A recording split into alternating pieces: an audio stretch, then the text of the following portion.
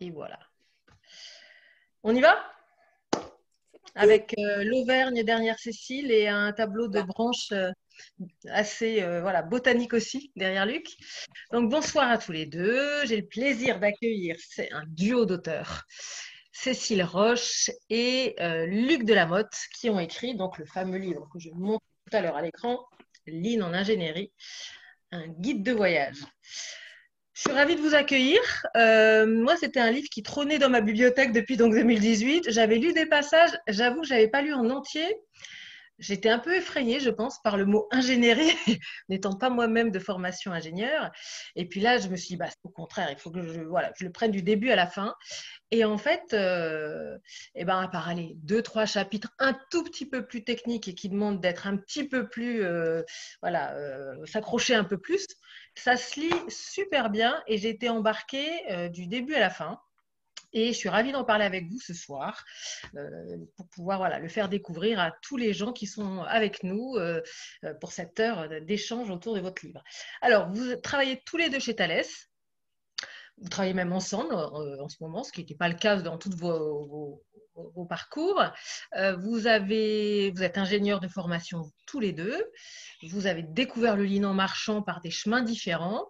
Et puis, à un moment, vous êtes retrouvés et vous avez décidé d'écrire ce livre. Est-ce que, voilà, vous pouvez nous raconter l'histoire de ce livre, d'où il vient? Ah ouais. Moi, je me souviens très bien du soir où on a décidé d'écrire ce livre, ou plutôt du soir où on n'a pas décidé de l'écrire. C'était une soirée un peu arrosée. Ça arrive. On était en équipe. Et j'avais, moi, en tête d'écrire un livre sur le Lean en ingénierie depuis longtemps parce que c'est vrai que j'ai toujours pensé que les racines de beaucoup des problèmes étaient dans l'ingénierie avant d'être dans la production. Et je m'étais mis en tête de convaincre Luc de l'écrire avec moi. Et comme il est têtu comme une bourrique, il a passé la soirée à me dire non, pas question, pas question. Puis à un moment, il me dit non, non, non, non, non, je veux pas écrire, je veux pas écrire. Mais il y aurait une idée peut-être sympa, ça serait de le faire sous forme d'un guide de voyage. Alors je suis repartie avec ça, j'ai commencé à réfléchir. Et puis, 10 jours après, je reçois un mail qui dit finalement, j'ai changé d'avis. Et voilà comment on a écrit ce livre ensemble. Donc, le guide de voyage, c'est lui qui a eu l'idée. Oui, c'est Luc qui a eu l'idée du guide de voyage et j'ai trouvé ça vachement bien. J'ai trouvé ça intéressant. Alors, d'abord, il y a plein de choses. Hein. On dit toujours. Enfin, moi, j'ai démarré dans le Lean avec le grand motto qui était le Lean est un voyage plus qu'une destination. Oui, c'est ça. L'important, c'est le Voilà, chemin. on dit beaucoup l'important c'est le chemin. Bon, en vrai, ce qu'on dit dans le livre, c'est qu'il n'y a pas que le chemin. Non, L'important bien c'est sûr. aussi le produit. Mais Ouais. il y avait ce côté-là. Et puis, c'est vrai que le format permettait d'utiliser les chapitres d'un guide de voyage un peu traditionnel, le vocabulaire, qu'est-ce qu'il faut faire avant de partir, c'est quoi les contes et légendes, pour donner un peu un environnement et un historique autour du Lean, avant de rentrer dans la partie vraiment de la partie plus technique sur l'ingénierie, qui était dans la partie plus voyage et visite. Et alors en plus, on a eu la chance d'avoir Johanna Guillaume, qui est une personne qui fait des dessins pour les dessins animés japonais, en fait, hein, c'est son boulot. Ah, Et elle marrant. a su tout de suite, elle a compris tout de suite dessiner la carte. Enfin, en tout cas, moi, j'ai été épatée. Je Ouais. l'ai vue une demi-heure et elle nous a sorti la carte du pays du Lean que j'ai trouvé super. Eh ben, moi aussi, je l'ai trouvée super. Enfin, je l'ai cherchée du coup là sur le site et elle est très belle et elle donne vraiment, enfin, voilà, on a envie de plonger dedans. On va le faire un petit peu déjà ensemble, mais j'espère que ça donnera envie à d'autres. Et c'est vrai qu'elle est, voilà, c'est un beau paysage. Et alors, dans le guide, on a la partie, effectivement, d'abord découvrir le pays, apprendre le vocabulaire, quelques mots de vocabulaire, l'histoire d'où ça vient, peut-être pas les coutumes locales, mais presque. Et puis après, il y a la partie, effectivement, territoire, outils et comment on peut explorer ça. Luc, ça t'est venu comment, toi, cette idée de guide? Tu es un grand voyageur dans l'absolu ou pas? Oui, oui, oui, bien sûr, j'ai beaucoup voyagé. L'intérêt, c'est un peu, pour prolonger ce que disait Cécile, c'est qu'un un guide, finalement, on plonge dedans, suivant le chapitre, suivant le sommaire qui nous intéresse. Je voyais aussi un autre avantage, c'est qu'un guide, on s'en sert pour préparer son voyage, on s'en sert aussi pendant son voyage. Et puis souvent, enfin, des gens qui ont bien aimé un pays se replongent dans le guide pour aller toujours un peu plus loin. Donc, je trouvais qu'il y avait en plus cette logique où ce n'était pas une fois qu'on l'avait lu, on le laisse sur une étagère. Donc, ça se voulait aussi un livre qu'on utilise avant, pendant et pour Et aller après. Et c'est vrai parce que du coup, la première partie, elle est plus, enfin, elle raconte plus les origines, le vocabulaire, etc. Mais la deuxième sur les outils, les techniques, les méthodes, c'est vrai qu'on peut aller vraiment y retourner après pour essayer un truc, revenir, réessayer autre chose. C'est vraiment, du coup, on sent bien que c'est au-delà du voyage. Enfin, ça accompagne pendant tout le voyage en tout cas. Alors, du coup, moi, j'ai plongé, donc je viens de le dire, je ne suis pas du tout de formation ingénieur. J'ai plongé dans cette histoire. Je ne savais pas trop d'où ça venait. Je ne savais pas si c'était Toyota Direct, comme en gros le Lean. Est-ce que ça venait d'ailleurs? Et j'ai vraiment eu, du coup, plaisir à découvrir cette histoire du Lean en ingénierie, qui est peut-être pas exactement la même chose que le Lean en production. Et alors, j'ai essayé de faire sur une slide, de résumer quelques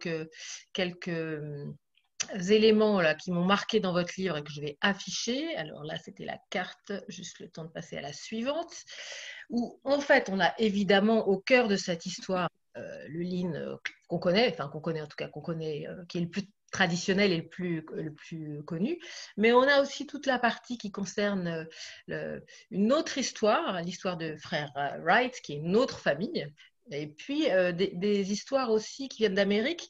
Encore une fois, on se retrouve sur une sorte de construction de meilleures pratiques, peut-être qui viennent de plein d'endroits différents. Est-ce que c'est ça qui fait la spécificité de ce Lean en ingénierie?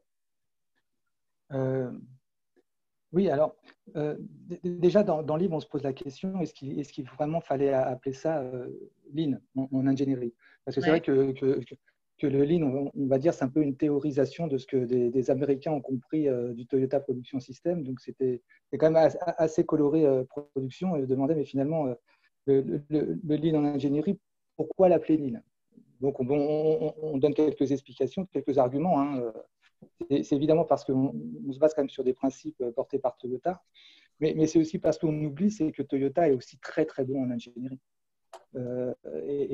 Et qu'on s'est aussi inspiré de ce que fait Toyota en ingénierie. Et d'ailleurs, on le dit, c'est aussi important de faire la distinction entre ingénierie et production. Alors, ce n'est pas pour les opposer, hein, parce que c'est évidemment Ouais, c'est très maillé, tout le temps. Maillé, mais ce qui est quand même important, c'est que l'ingénierie a ses spécificités. Alors, si les principes, une fois qu'on les adopte, on les considère comme universels, évidemment, la mise en pratique de ces principes dépend du sujet. Et l'ingénierie, c'est évidemment pas la production. Alors, quand on parle de production, hein, on parle de production de biens matériels, pas de production logicielle, de déploiement massif, hein, puisque on utilise aussi ce nom-là. Mais enfin, pour les biens matériels, il y a quand même des différences qui sont fondamentales et qui nous obligent à repenser la manière dont on applique les principes en ingénierie.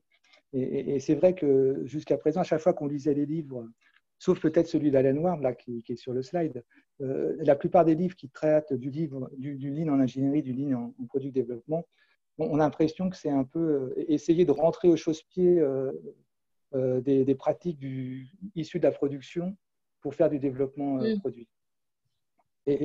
Or, ce n'est pas ça. Hein.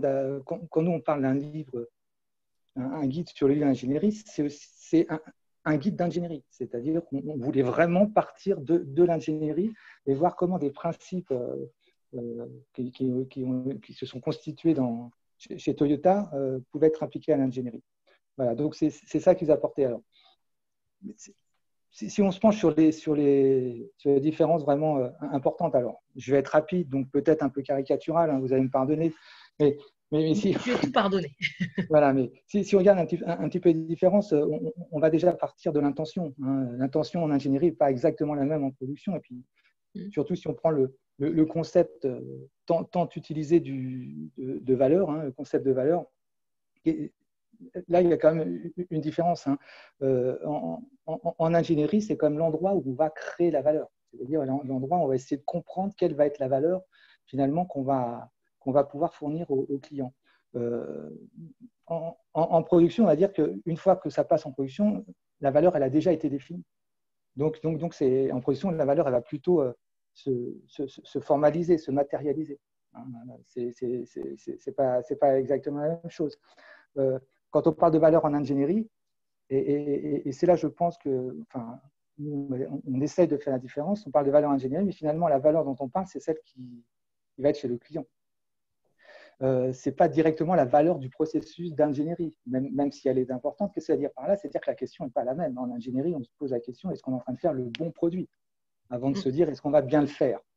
Donc, on est en train de se poser… Qui est la question de la production, ça. La question de la production, c'est le faire bien. C'est plutôt la question de production, même si on insiste en production qu'il faut qu'il y ait une interaction avec le produit qui est aussi important. Mais c'est vrai que ce n'est pas les mêmes enjeux. Ensuite, évidemment, on ne manipule pas les mêmes artefacts. En ingénierie, on va plutôt manipuler en premier des données, des informations, enfin des choses plutôt intangibles. En production, c'est des choses qui sont très tangibles. On voit le produit se constituer avec les différentes parties. Et ça, c'est des incidences importantes. C'est que l'information, elle peut être partout, tout le temps. En production, le produit il est à un endroit. Alors évidemment, il peut être dupliqué. Alors, tout ça, ça veut dire que les pratiques ne peuvent pas être les mêmes. D'ailleurs, les processus ne le sont pas. En production, on essaye d'être répétable, on essaye d'être productible. En ingénierie, si on veut absolument être productif et répétable, c'est qu'on n'est pas en train de résoudre des problèmes. D'innover et de rajouter une valeur supplémentaire. Donc voilà, sur plein de points, après on pourrait rentrer dans le détail, mais sur tous ces points, c'est quand même important de se dire que essayer d'aller ajuster des pratiques de la production à l'ingénierie, c'est pas ce qu'il faut faire. Il faut partir des problèmes qu'on a à résoudre en ingénierie et de se dire à partir des principes qui nous fixent des règles, comment on se les applique à justement ces problèmes d'ingénierie. Donc c'est pour ça qu'on insiste jamais assez, c'est un bouquin d'ingénierie. Et alors, cet apport, entre guillemets, des frères Wright, donc vous parlez beaucoup dans le livre, avec une histoire passionnante. Quelle histoire, quoi. Inventer l'avion. Pourquoi pour vous, elle est si importante et emblématique, voilà, du lean engineering? Alors, c'est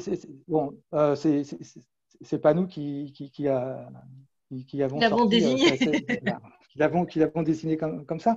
Non, j'imagine. Non, mais c'est aussi Alan Ward qui a un peu réfléchi sur le sujet. Et puis, nous, on a voulu aller creuser, on a voulu aller plus loin, plutôt que ce qu'on voit assez généralement. Et on a appris énormément de choses en comprenant un peu ce qu'ont fait les frères Wright. Alors, ce qui est déjà vraiment intéressant, c'est un peu l'effet du hasard, mais peut-être pas tant que ça quand on y regarde de près, c'est que les frères Wright sont nés à peu près la même année que Seiichi Toyoda, c'est-à-dire l'un au Japon dans les années 1870, l'autre aux États-Unis, et dans un contexte finalement d'émulation intellectuelle, industrielle, l'ère Meiji au Japon. Oui, absolument, c'est vraiment l'ouverture. À Dayton, les frères Wright, Dayton, c'était une ville très, très importante en termes d'intelligence, de brevets et tout ça.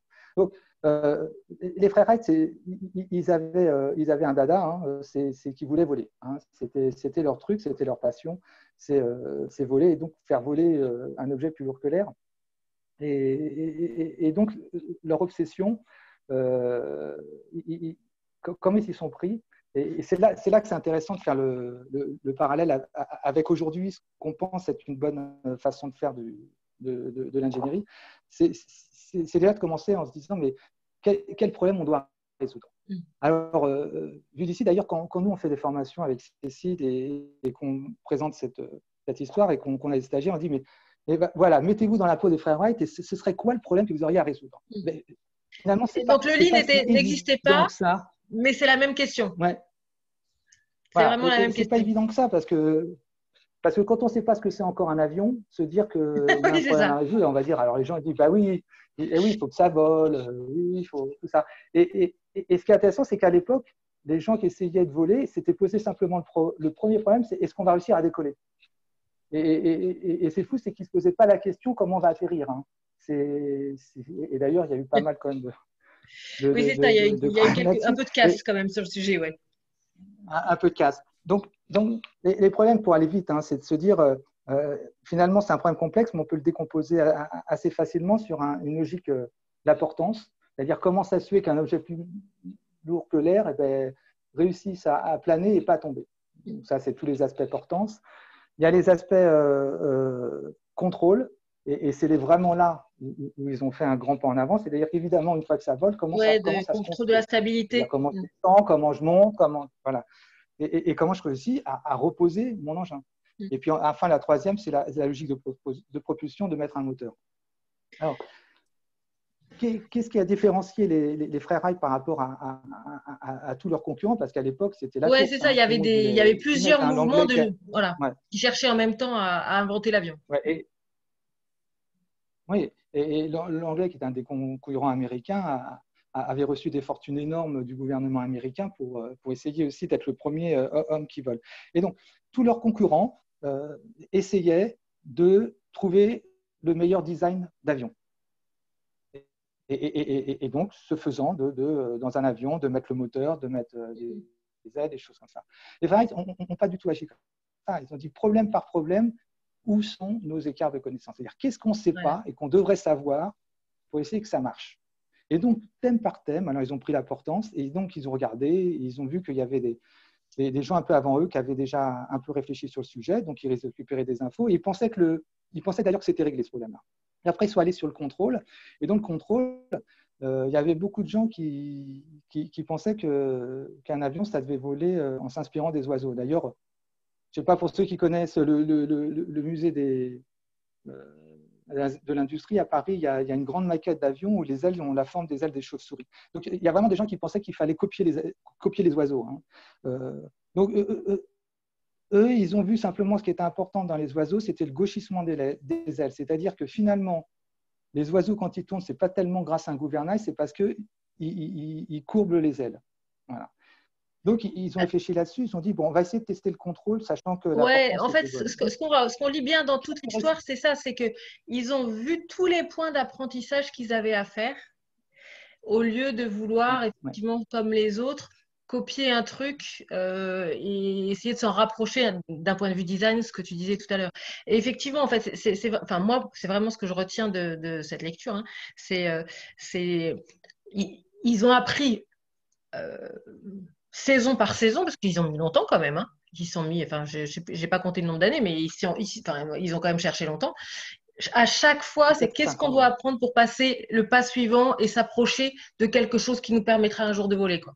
Et ça, c'est vrai que c'est peut-être… Cette histoire des frères Wright, elle amène plein de choses. Hein. D'abord, déjà, une évidence, mais qui mérite d'être dite, et comme l'a dit Luc, c'est que pour faire du lean en ingénierie, il faut faire de l'ingénierie. Et on a un exercice qu'on utilise avec des étudiants qui est basé sur l'histoire des frères Wright avec des avions en papier, et ils comprennent souvent, ils ouvrent les yeux en comprenant que s'ils ne comprennent pas les principes de l'aviation et comment ça marche un avion, ça doit planer, ça doit être dirigé, etc., la méthode ne va pas les sauver. Alors ça, c'est déjà un point important, et je généralise sur le lean en ingénierie. Il faut développer, être meilleur en ingénierie et le lean se met au service de ça. C'est déjà un point.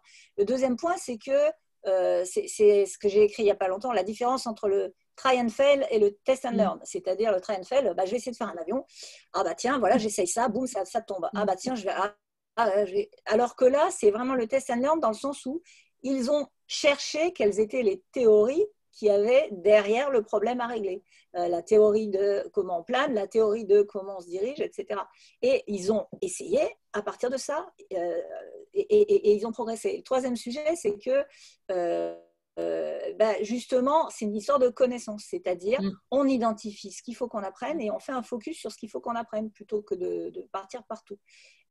Donc voilà, c'est très très intéressant cette histoire des frères Wright, et c'est l'introduction de ce qu'on appelle après le set-based concurrent engineering, mais en attendant, ils ont dépensé beaucoup moins d'argent que les autres pour faire leur avion, hein, ce qui est quand même là aussi un résultat intéressant. Oui, parce que quand tu dis, j'allais dire, c'est de l'ingénierie, c'est des ingénieurs, mais c'est des ingénieurs ingénieux. Ce que je veux dire, c'est que c'était… Ils essayent en fait eux-mêmes. Ouais, ils font eux-mêmes, mais Ouais. au même titre que Saki Exactement, Kojima, oui. hein, quand Ouais, il y a une ils savaient proximité démonter eux-mêmes, ils de. savaient prototyper Ouais. Il y a une d'approche, proximité qui est vraiment intéressante et ils savaient dans les prototyper eux-mêmes. personnalités. Alors, donc ça, c'est une sorte de vision globale de comment on avance dans l'ingénierie.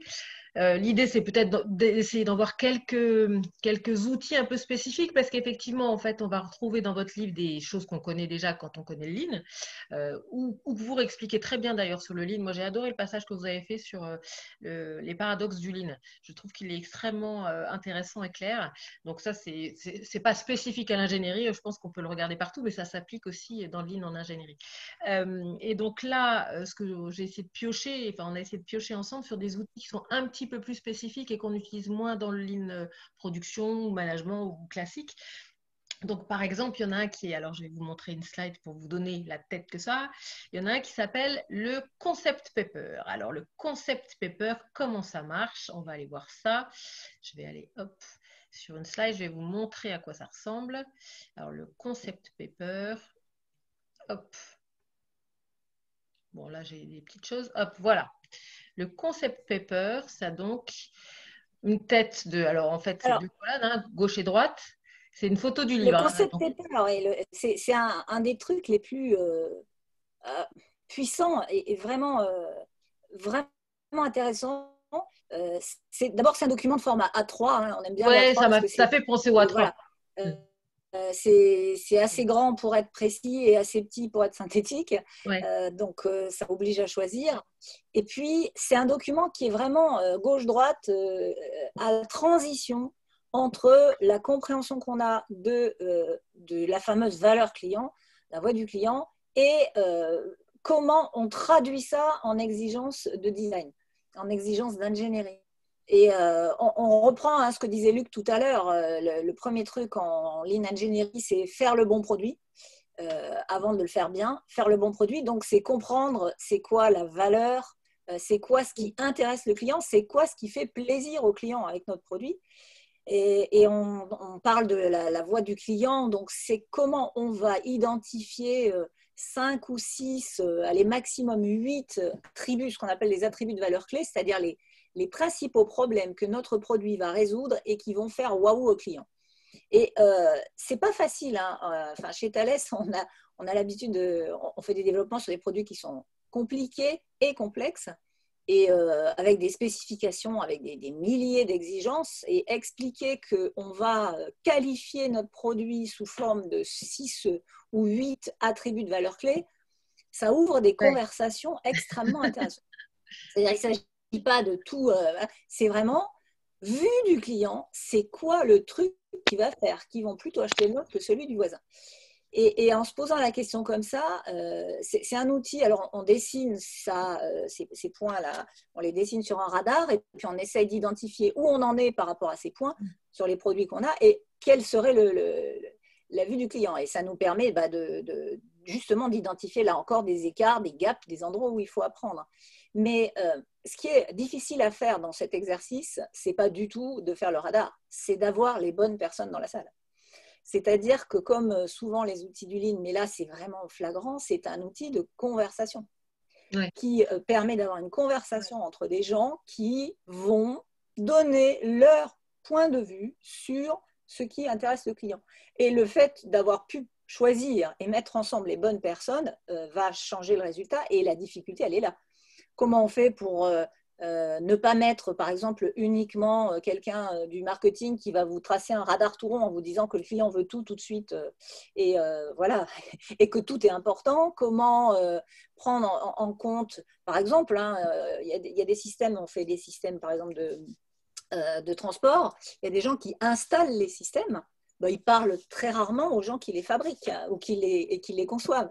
Alors que les gens qui installent savent des tas de choses sur ce qui intéresse vraiment les clients et ce qui ne les intéresse pas. Donc voilà, la voix du client, c'est un exercice dont la richesse, c'est la conversation qu'on a autour de ça. Et puis après, on a une photo qui devient, ben voilà, c'est la référence. Voilà, c'est ça aujourd'hui, on sait faire ça. C'est pas la peine de s'épuiser dessus. Par contre, là, on a un écart. et il faut travailler dessus. Et puis, quand on a fait cette première partie, donc qui nourrit la partie de gauche, là, alors évidemment, on regarde aussi les segments de marché, etc. Mais le cœur, c'est vraiment cette histoire de voix du client. Et bien ensuite, on va traduire ces attributs de valeur clés en éléments de design. Par exemple, moi, j'ai discuté il n'y a pas longtemps avec quelqu'un qui voulait vendre un logiciel et il me dit moi, je veux que mon logiciel il soit frais. Je dis super. On va en reparler un petit peu. Ouais, c'est quoi les attributs clients d'un logiciel quoi, le logiciel frais? Et dans sa tête, c'était super clair. Il faut que ce soit frais. Alors bon, après j'ai creusé, j'ai fini par trouver ce qu'il voulait dire. Mais là, voilà, on change de domaine, on change de point de vue. On est du point de vue du client, c'est waouh, je veux que ça soit sympa, je veux que ce soit pratique. Et puis après, on va dire, bah, ça fait 1,50 m et 3 kg, ce qui est autre chose de complètement différent. Et donc, ce document-là, il fait vraiment le lien entre les deux. Et à partir du moment où on s'est mis d'accord sur ce document, tout ce qui est important est dans le document. Et ça devient la boussole, c'est-à-dire qu'à chaque fois qu'on se pose une question, on revient là. Est-ce qu'on est là-dessus? Non. Alors après, sans rentrer dans les détails, on a des façons de le rédiger aussi qui nous ouvrent plutôt que nous fermer. C'est-à-dire, par exemple, les spécifications, au lieu de dire 1,50 m, 3 kg, on va dire entre 1,30 m et 1,55 m, c'est bien. Et puis, on va donner des marges de façon à ne pas déjà s'enfermer dans des solutions qui vont être bloquées, mais les spécifications clés, on essaye autant que faire se peut de donner des marges, de dire entre ça et ça, c'est bien. Là, c'est limite où le client accepte, plutôt que de dire c'est un point, parce qu'à partir du moment où on donne des points, bah, pour aller vers des solutions, on se ferme tout un tas de choses. Donc ça, c'est vraiment un document qui nous a vraiment beaucoup aidé et qu'on a eu un gros succès, j'allais dire, enfin, en tout cas, qui est acheté très fort par les équipes amont, même les équipes d'ingénierie et les équipes amont. Et c'est notre point cœur de l'OBEA. Oui, c'est ça. C'est qu'en fait, on met dedans vraiment tout le point de départ. Et voilà. Après, on va pouvoir du coup l'exploiter dans l'OBEA. Alors, l'OBEA, c'est évidemment un concept je sais pas, j'ai dit évidemment, mais non, pas évidemment, mais que moi je connaissais, en tout cas, tout le monde, j'en sais rien, mais moi oui. Est-ce qu'elle est spécifique en lean engineering? Est-ce qu'elle fonctionne de la même manière? Qu'est-ce qu'on y trouve avec qui elle fonctionne, on va dire? Donc, dans l'OBEA et en ingénierie, évidemment, on va retrouver les murs assez classiques. Alors, nous on a voulu être assez simple et assez direct, parce que là encore, c'est de se dire, est-ce qu'on peut être clair sur la voix du client? Donc, on a un mur dédié sur les aspects voix du client. Je vais montrer l'OBEA, le schéma de l'OBEA qui est dans votre livre. Ouais. Donc un mur sur la voix du client. Et d'ailleurs, on le voit, hein, là je pars du haut, hein, le mur du client, je tourne dans le sens aigu d'une montre, j'arrive sur le mur produit. Et entre les deux, c'est le concept paper, hein, c'est bien ce qui fait le lien entre le monde du client, le monde des problèmes qu'on doit résoudre, et puis finalement le monde de la solution, le monde du produit. Okay, et là, on insiste vraiment fortement, le mur du produit, c'est essayer d'avoir des images, d'avoir des vues de CAO, d'avoir des schémas, voilà, d'avoir… nous, chez OBEA, l'ingénierie, on est très content justement quand il y a plein de dessins sur le mur du produit, qu'il y a des sketchs et des choses comme ça. Et puis on voit justement que les choses petit à petit émergent au fur et à mesure qu'on rentre dans le détail. Et tout ça, le mur en bas, c'est le mur du flux. C'est là finalement qu'on va organiser notre travail, hein, qu'on va organiser les phases de conception, de développement, la synchronisation entre les équipes. Hein. Donc après, il y a différents visuels. Nous, on pousse ce qu'on appelle le pouce du lead, mais on peut imaginer d'autres choses, du Kanban. Et enfin, dernier mur sur la gauche, c'est ce qu'on appelle le mur des problèmes. Alors, l'idée ici, c'est évidemment d'aller mettre les problèmes du jour, les problèmes qui sont importants à résoudre, mais on veut aussi que ce soit utilisé un petit peu comme une alerte. Alors là, je vais faire un rapprochement avec ce qu'on voit en production. C'est un petit peu London de l'ingénierie en termes de problèmes. C'est-à-dire que dès qu'on a détecté un problème, que ce soit vis-à-vis du client, que ce soit vis-à-vis du produit, que ce soit dans le flux, ben, vite, on le poste sur ce mur-là parce que se dire attention, est-ce que ça vaut le coup de s'arrêter? Est-ce que ça vaut le coup de le résoudre maintenant? Ou alors on se dit non, pas trop grave, on pourra le résoudre un peu en vrai. Enfin, l'important, c'est de faire réagir les gens. C'est-à-dire qu'on ne doit pas continuer quelque chose alors qu'on a des problèmes sans se poser la question est-ce que ce problème ne doit pas être résolu maintenant? Ça c'est important. Et dernier point, on le voit au centre, et là, je pense que c'est une des particularités, parce que moi, je l'ai vu nulle part je ailleurs. pense aussi, parce que je me suis dit, mais qu'est-ce qu'on fait dans ce bac à sable? Voilà, on a un bac à sable. Pourquoi on a un bac à sable? Parce qu'on ne veut pas des OBEA où on se rencontre simplement pour se raconter des histoires de management de projet, là. C'est-à-dire où on épluche, nous, on dit on épluche du post-it en épluchant des actions. On veut, c'est que les gens rencontrent dans l'OBEA parce qu'ils ont des choses à se raconter, des choses à dire et puis des choses à tester. On parlait des frères Wright, et ben, il y a des moments, et on a envie de tester des choses, donc on a des murs blancs. Alors c'est bien aujourd'hui avec en plus des murs blancs collaboratifs, on arrive. Enfin voilà, on veut dessiner, on veut tester des choses. Mais ça peut être aussi, on a installé à un moment donné l'OBEA au milieu d'un Fab Lab.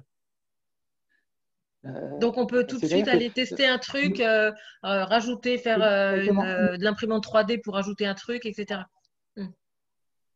Nous, vraiment, on insiste, l'OBEA, ce n'est pas l'endroit où on fait du management et du suivi d'activité, c'est vraiment l'endroit où des ingénieurs ont des conversations intéressantes à se dire sur les sujets du moment.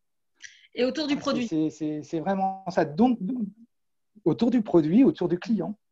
Donc, c'est un endroit où on peut y travailler. C'est-à-dire qu'on peut se dire, viens, on va vers dans l'OBEA, on va devant le mur blanc.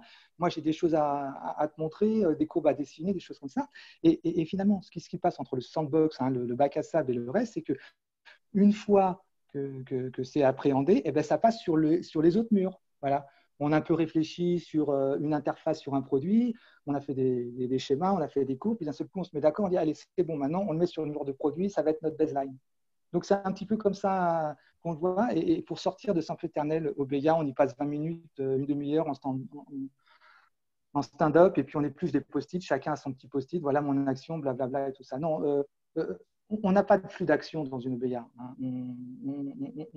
On a un flux d'artefacts de produits, un flux d'ingénierie qui se constitue, et puis on a un flux de connaissances. Donc, l'OBEA, c'est un lieu où, évidemment, on fait avancer notre projet, mais c'est aussi un lieu d'apprentissage. C'est-à-dire que l'OBEA, c'est aussi là où on apprend. On apprend à résoudre des problèmes ensemble, on apprend à les identifier, puis on apprend à aller de l'avant.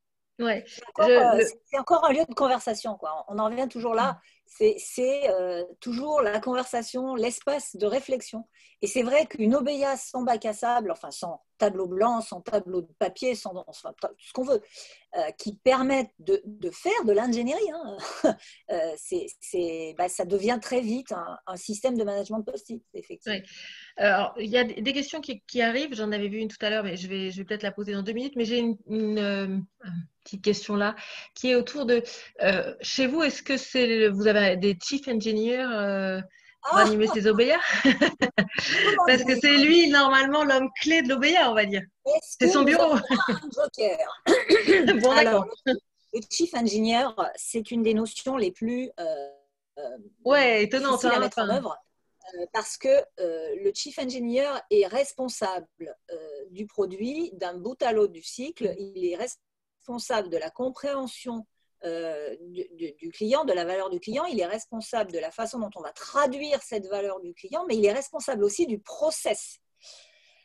Et donc, en général, chez Toyota, qui est l'endroit où on les voit vraiment marcher, c'est pas des glands, j'allais dire. C'est des gens d'un certain niveau. Et l'idée de chief engineer est difficile à faire passer parce que, d'une, c'est pas simple, et de deux, on a tendance à nous dire ouais, vous voulez juste des hommes orchestres, des surhommes, rarement des surfemmes d'ailleurs, mais bon. Et même si l'idée, on l'a achetée chez Thales, je ne vous ferai pas croire que c'est quelque chose d'équivalent à ce qui se fait chez Toyota. On en est loin. Dans beaucoup de grosses sociétés d'ailleurs, dans les petites peut-être un peu moins, mais il y a un risque qui est que, je fais un peu de caricature, mais coût, délai, qualité, on trouve 3 personnes pour s'en charger, quoi. Et c'est un peu embêtant. Et c'est ça, en Et fait, non, ce chief engineer, il est vraiment il intègre tout le flux, enfin, et toutes les compétences, ou en tout cas, il pilote ou il anime toutes les Mais compétences nécessaires sur la création du produit c'est- pendant tout le flux d'ingénierie et voire de production d'ailleurs aussi.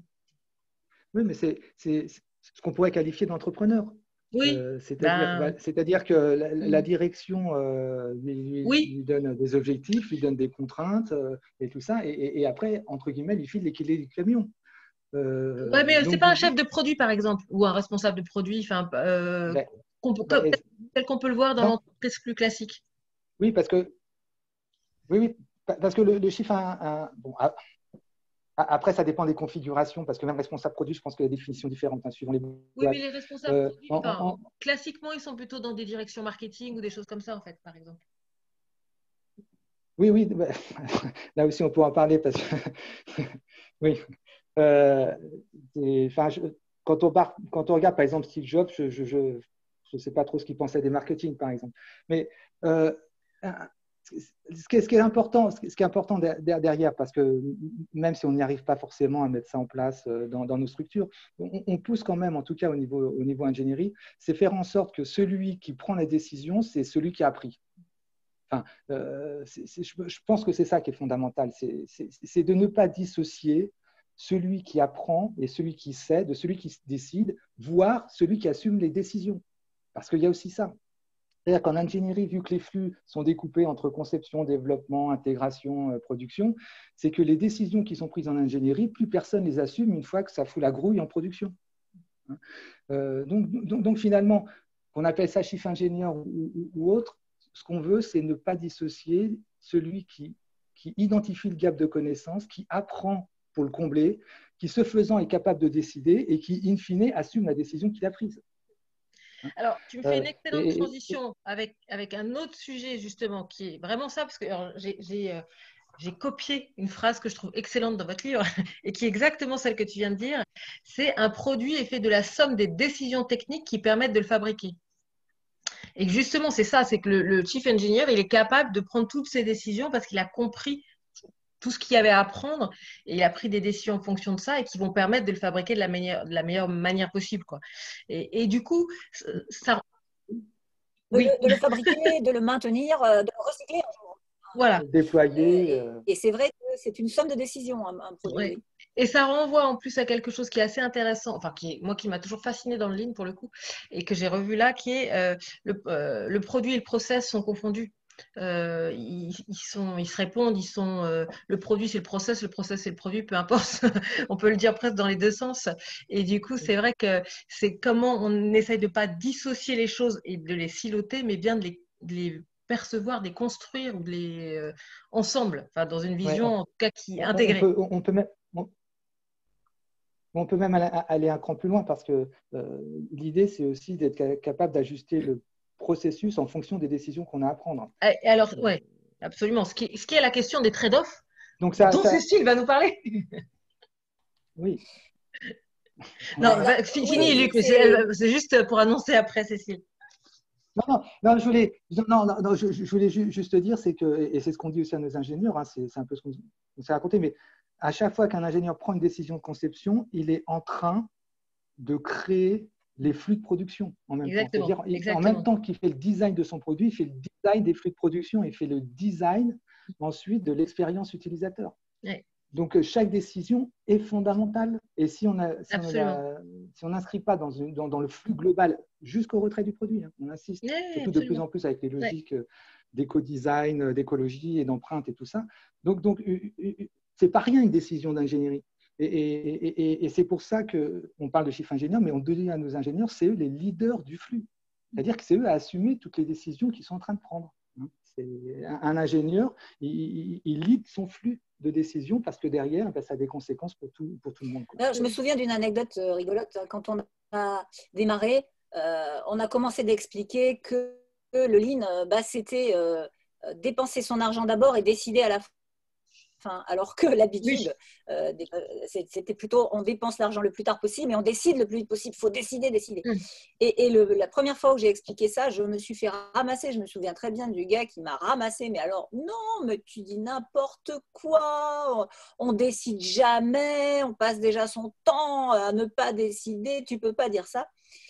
Et puis, 2 ans après, on a fait une présentation sur le CEDBS, Concurrent Engineering, où et c'est lui qui s'est levé pour dire ouais, c'est vachement bien parce que ça oblige à retarder les décisions, etc. Et là, on s'est dit waouh, c'est gagné, quoi. Gagné, voilà. C'est pas gagné pour tout le monde, mais c'est mais une belle satisfaction.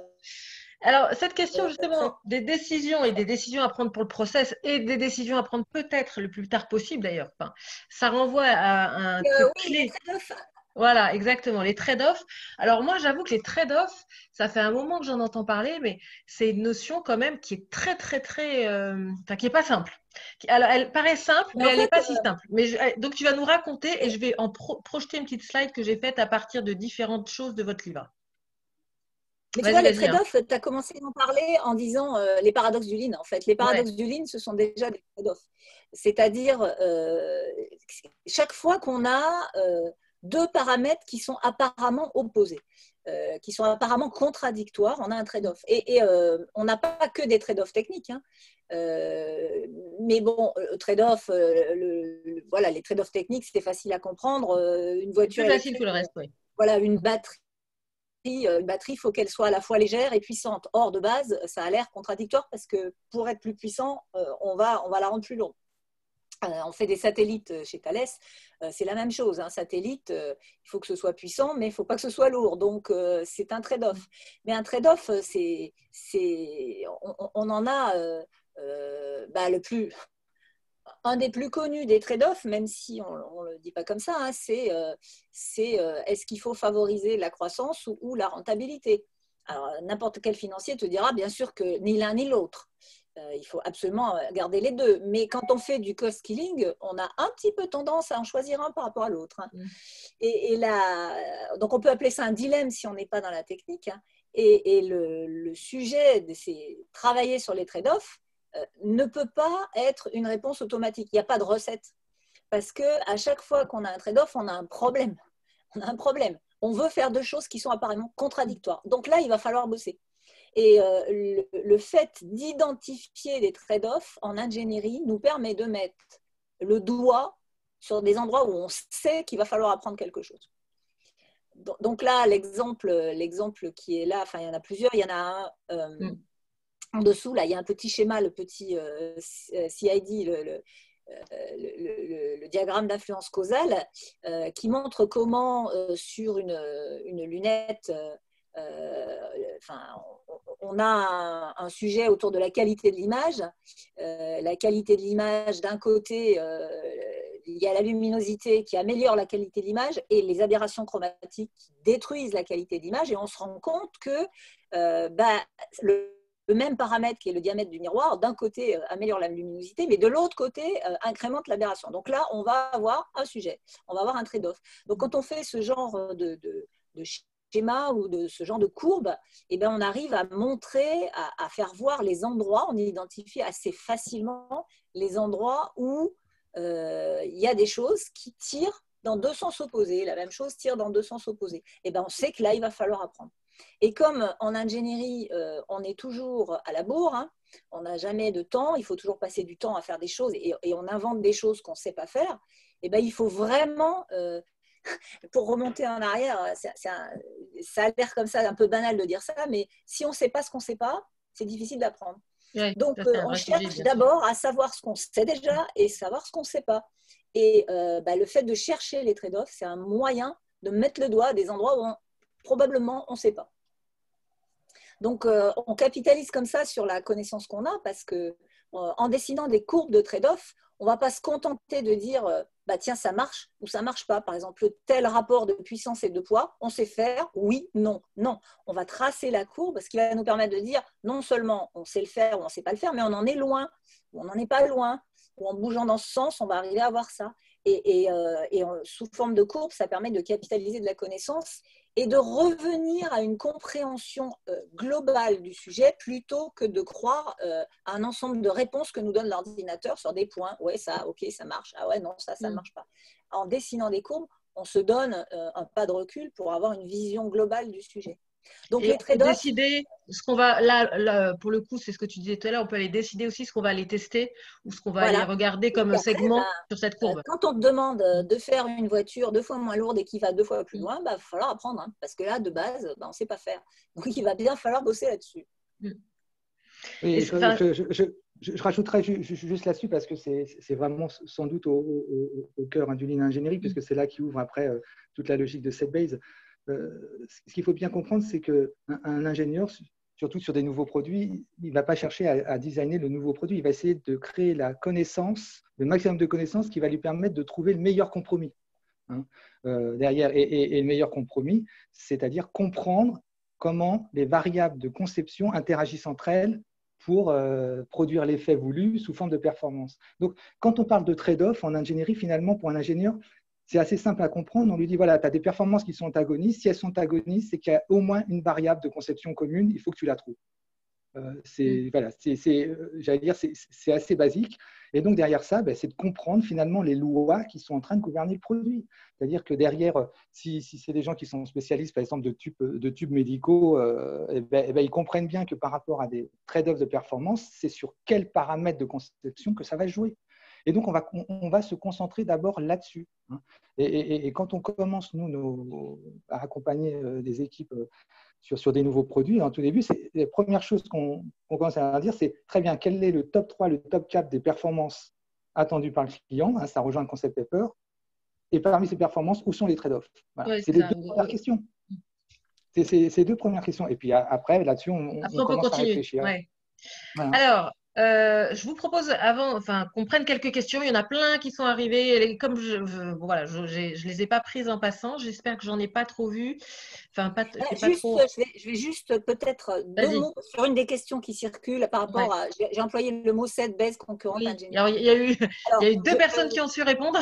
Je ne serai pas capable de vous dire en 30 secondes ce que c'est que le set base concurrent engineering parce que c'est un truc assez vaste, mais pour essayer de résumer, c'est l'histoire des frères Wright. C'est-à-dire, au lieu de vouloir faire un avion, ils ont essayé de faire un truc qui plane, de travailler sur le moteur, de travailler sur les fonctions séparément. Donc ça, c'est le concurrent engineering, c'est-à-dire qu'on travaille sur les fonctions séparément et en parallèle.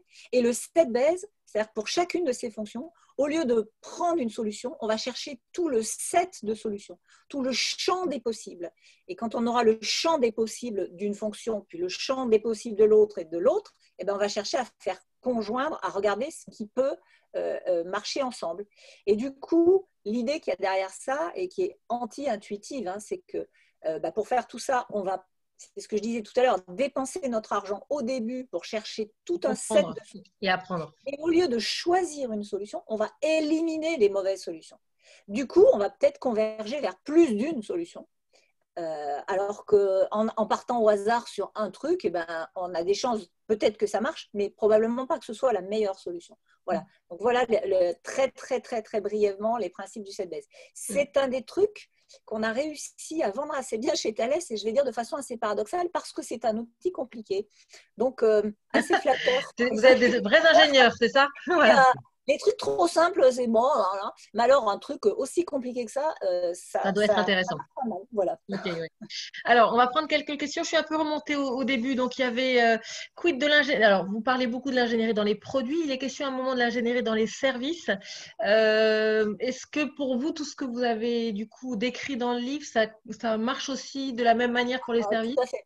Tout à fait. Enfin, en tout cas, pour tout le démarrage.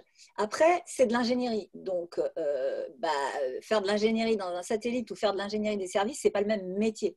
Mais le fait de démarrer, de bien comprendre la voix du client, d'identifier des attributs de valeur clés, le fait de traduire ces attributs de valeur clés dans des spécifications d'usage, et le fait après d'avancer, c'est exactement la même chose. C'est exactement la même chose. Après, le métier n'est pas le même. Oui, c'est ça, bien sûr.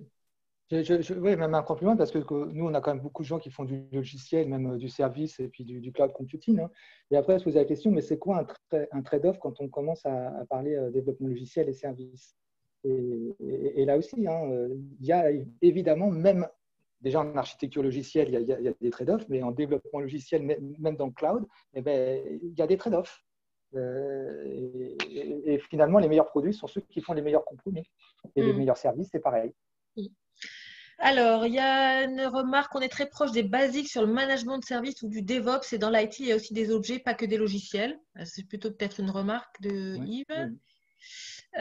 Poum, poum, poum. Dans votre vision centrée client et centrée produit, on est aux antipodes alors d'un truc informatique, du CMMI, enfin quelque chose comme ça. Alors là, j'ai vu passer ça. La Voilà, réponse est oui, tout à d'accord. fait. Et alors, j'en ai fait beaucoup. Donc, je plaide coupable. C'est ma faute, c'est ma très grande faute. On a tous fait des erreurs. Tout la même chose. Voilà. Je suis d'accord. Quels sont les champions du Lean Engineering, excepté Thales avec un petit sourire, ou excepté Toyota peut-être? Alors, en fait, Alors, non.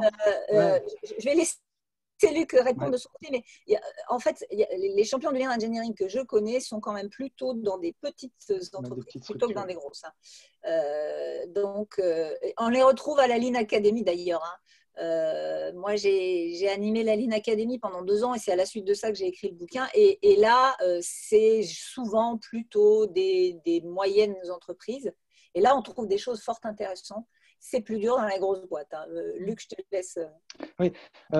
Alors, par rapport à ça, parce que si on prend les grosses boîtes à peu près équivalent à Thales, parce qu'on a quand même des contacts avec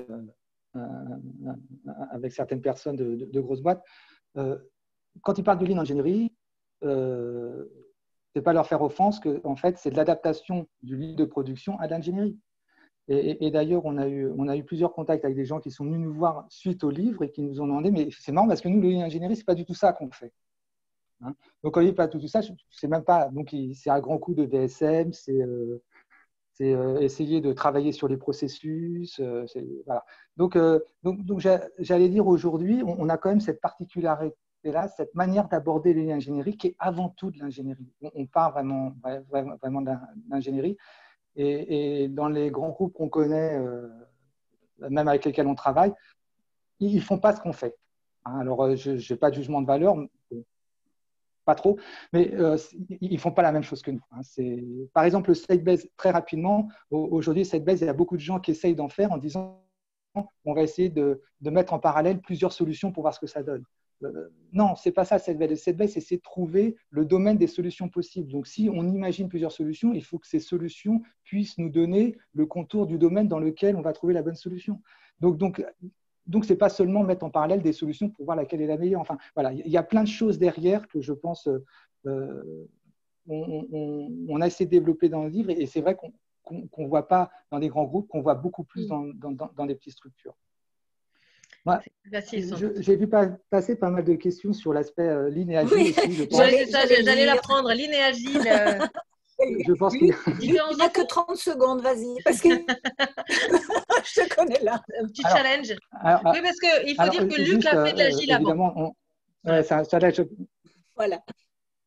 Oui, moi j'ai fait beaucoup d'Agile. Alors, quand je dis beaucoup d'Agile, c'est j'ai fait du développement logiciel Agile. Parce que, pour ne pas confondre, on a beaucoup de débats entre l'agilité et l'agilité à l'échelle. Enfin, qu'importe. Évidemment, il y a des communalités, mais vraiment, il y a une chose que moi je voudrais tuer, c'est que ce n'est pas la même racine, ce n'est pas la même source. Ce n'est pas les mêmes artefacts. Les gens qui ont réfléchi, on a commencé à faire du développement itératif incrémental dans les années 50-60 aux États-Unis, indépendamment de ce que faisait Toyota et indépendamment de ce qu'avaient pu faire les frères Wright. C'est-à-dire qu'on essayait de dire, maintenant que le logiciel apparaît et que ça a l'air hyper souple et tout ça, comment on va bénéficier de ce logiciel? Il faut rappeler que c'est dans les années 60, sur les programmes X15 ou Mercury, les gens écrivaient des tests le matin et développaient l'après-midi. C'est ce qu'on appelle du test driven, le TDD. Donc l'agile a été vraiment pensé par rapport à le sujet qui est du logiciel. D'accord. Donc, après, on a essayé de rapprocher des principes dans l'agile avec la famille Popendik et si ça l'enrichit, tant mieux. Peut-être qu'il y a quand on va faire du lean, on va dire, est-ce que quand on a du pur logiciel, est-ce qu'on va appliquer stricto sensu des principes du Lean? On se dit, bah non, il y a peut-être mieux du côté agile. Donc, j'allais dire, il n'y a pas de querelle de chapelle. Hein. L'important, c'est d'essayer de se dire par rapport à quel principe on veut mettre en place des pratiques eu égard à ce qu'on est en train de manipuler. Hein. Alors, évidemment, il y a des choses sur lesquelles moi je tique un peu quand je vois du Scrum. Par exemple, quand je vois du Scrum, moi je trouve ça très bien du Scrum. Et là, on va l'arrêter, c'est ça? Ah oui, il faut l'arrêter. Non, mais juste, il y a quelque chose qui est vraiment important, c'est de voir par rapport aux principes. Vous voyez, dans Scrum, on parlait du chief engineer. Ben, dans Scrum, on dissocie le product owner du Scrum Master, par exemple. Dans l'engineering, nous, on pousse vraiment, c'est quoi la notion de flux de connaissances et tout ça. Dès qu'on fait d'itération, ça veut dire quoi un flux quand on fait d'itération? Enfin, voilà, il y a plein de questions comme ça qui sont assez intéressantes, mais évidemment que quand nous, chez Thales, il y a des gens qui font du développement logiciel, et ben on les pousse à faire très bien de l'agile et des méthodologies agiles parce que c'est du pur logiciel. Alors, je vais t'arrêter là, Luc, parce que le temps tourne. Je voudrais juste, alors, j'ai vu passer du coup aussi d'autres questions autour d'autres outils, même le QFD cité par Arnaud. Il y a plein de choses qu'on retrouve dans le livre. Alors, le QFD cité, il n'est pas exploré en tant que tel aussi fortement, par exemple, que le Set-Based Concurrence Engineering, mais il est cité. Il y a plein d'autres outils que vous citez. Là, on a fait le focus sur 3-4 pour simplement montrer ce qui était peut-être plus différent de ce qu'on connaissait dans du Lean plus classique. Mais bien sûr, vous montrez très bien, et j'ai trouvé ça assez intéressant de voir, il y a à la fois des outils typiques Lean, voilà, qui sont aussi utilisés dans le Lean en ingénierie, ou à l'inverse, des outils qui peuvent être connus de l'ingénierie en général et qui sont appliqués avec une démarche Lean, quelque chose comme ça, enfin une espèce de croisement, mais du coup, ça fait beaucoup de ressources, en tout cas, pour réfléchir au Lean en ingénierie grâce en tout cas, à la présentation que vous en faites. Peut-être, alors moi, j'avais une dernière slide à partager, que je vais essayer de partager, qui est autour de ce qui est vraiment intéressant à la fin, c'est que quand même, vous rebouclez évidemment avec dans toute cette approche, ce qui est important, c'est d'apprendre à comprendre, c'est d'augmenter nos connaissances, c'est évidemment d'augmenter nos apprentissages à chaque nouvelle découverte, alors que ce soit grâce à des trade-offs, grâce à l'OBEA, grâce à tout ça, tous les moyens qu'on a d'apprendre. Et on voit ce que ça donne en termes à la fois de Kaizen, d'innovation aussi, et cet enchaînement entre le Kaikaku et le Kaizen, c'est-à-dire l'innovation de rupture et l'amélioration plus progressive. Et en fait, c'est ça qui donne une force extraordinaire, il me semble, à ce modèle. En tout cas. Oui, mais en même temps, le schéma, il est... c'est un schéma qui est sympa parce qu'on explique des trucs avec, mais en vrai, opposer la rupture et le Kaizen, ça n'a pas beaucoup de sens. Non, bien sûr. On a tendance à penser que le Kaizen, c'est des petits pas, ces petits trucs, machin. Mais en fait, ça peut faire des grands bonds. Non, mais le simple fait de s'améliorer tout le temps, c'est une sacrée rupture. Hein. C'est une sacrée rupture. Donc, voilà, on dessine ça pour expliquer des choses, mais avec le simple fait de dire qu'on cherche à comprendre, qu'on développe de la connaissance, qu'on s'arrête à tous les problèmes et qu'on utilise les problèmes pour apprendre, et de le faire, parce que le dire, c'est rien. C'est de le faire. Et ça, c'est une sacrée rupture.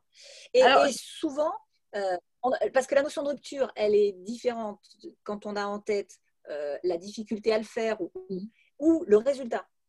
Mais ce qui est étonnant, c'est qu'en faisant ça, on a des résultats qui sont aussi des sacrées marches. Alors moi, du coup, ça m'a quand même posé une question, et alors je ne sais pas si je suis désagréable en la posant. On sait que le Lean est une approche profondément scientifique et avec de l'apprentissage. Et je me dis, mais est-ce que le Lean en ingénierie est très différent de l'ingénierie normale sans Lean? Parce que normalement, les ingénieurs devraient être aussi dans une démarche scientifique. Voilà, enfin, du coup, ça m'a un peu interrogée sur pourquoi tous les ingénieurs ne font pas du Lean ingénierie. C'est quelque chose d'un peu comme ça. On a encore une heure là. On a encore une heure là, c'est ça? Une minute.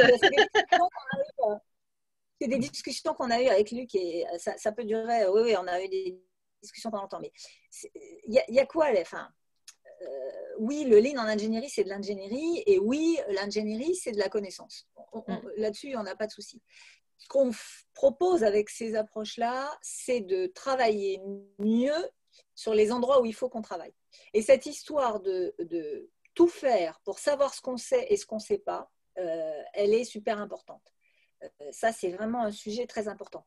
Deuxième point amené par cette approche, il y a un prof d'une grande école qui m'a dit un jour, je ne suis pas très fière de nous parce que tous les ans, on sort 1000 ingénieurs qui sont super bons à utiliser la CAO, mais il n'y en a pas un qui sait vraiment ce que c'est qu'un produit.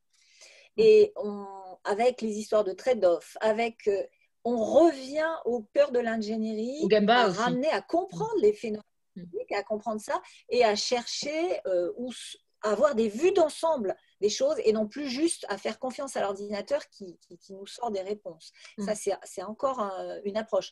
Dans l'absolu, on peut très bien le faire, quelles que soient les circonstances.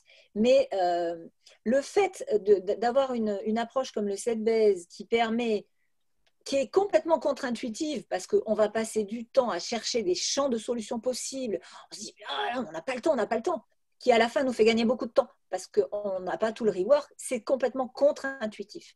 Donc, en fait, ça permet, à mon sens, justement d'identifier ces endroits où il y a des trade-offs et des paradoxes et de faire des trucs qui, a priori, sont contre-intuitifs parce que qu'est-ce qu'on veut? Se dépêcher de trouver la solution tout de suite pour y aller à fond le plus vite possible pour être sûr d'être bon à la fin. Et comment ça se passe? Eh ben, on est mauvais à la fin.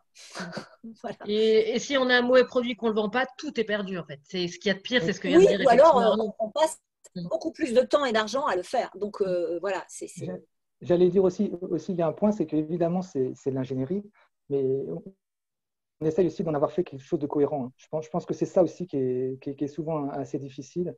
C'est finalement, on le voit, les gens interviennent avec des petites touches, des petites pratiques ça et là, mais finalement, est-ce que ce qu'on est en train de faire, ça a une cohérence? C'est-à-dire, est-ce que ça a une cohérence depuis la capture du besoin avec le client jusqu'aux phases de production, de déploiement? Est-ce que tout ça, c'est cohérent?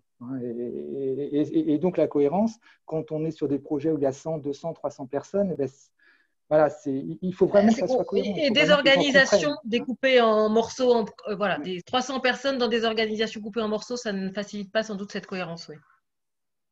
Il y a une question très rigolote sur les approches créatives artistiques versus l'ingénierie. Donc, je vais me permettre juste de la ramener plus à l'aspect créativité innovation. Artistique, c'est autre chose. Moi, je fais beaucoup de théâtre par ailleurs et j'essaye d'oublier que je fais du lean quand je fais du théâtre. Mais le côté créativité, innovation, je dis toujours la différence entre la créativité et l'innovation, c'est qu'il y en a un des deux qui a rencontré le client, c'est l'innovation. Et ce qu'on s'efforce avec le lean, c'est de focaliser les endroits où il faut mettre de la créativité plutôt que de faire de la créativité qui part dans tous les sens pour transformer la créativité en innovation. Mais tout ce qui est autour d'identifier les knowledge, identifier ce qu'il faut apprendre, les gaps, c'est pour pouvoir focaliser la créativité à l'endroit où elle est importante et non pas réinventer la roue. Voilà. Bon, eh ben voilà, on a appris plein de choses. On va s'arrêter là parce qu'on a déjà, je pense, dépassé notre heure. Voilà. Je voulais quand même pas qu'on finisse sans annoncer le scoop pour ceux que ça pourrait intéresser. Enfin, le scoop, façon de parler, mais quand même, c'est que bientôt la publication de votre livre en anglais qui va devenir du coup une référence internationale sur le sujet.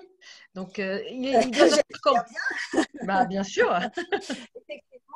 On travaille à la traduction et comme on est dans l'amélioration continue, la traduction s'accompagne d'une part d'amélioration, ce qui fait qu'elle prend un petit peu plus de temps que prévu, mais je pense qu'on peut dire qu'on devrait l'avoir en début d'année prochaine.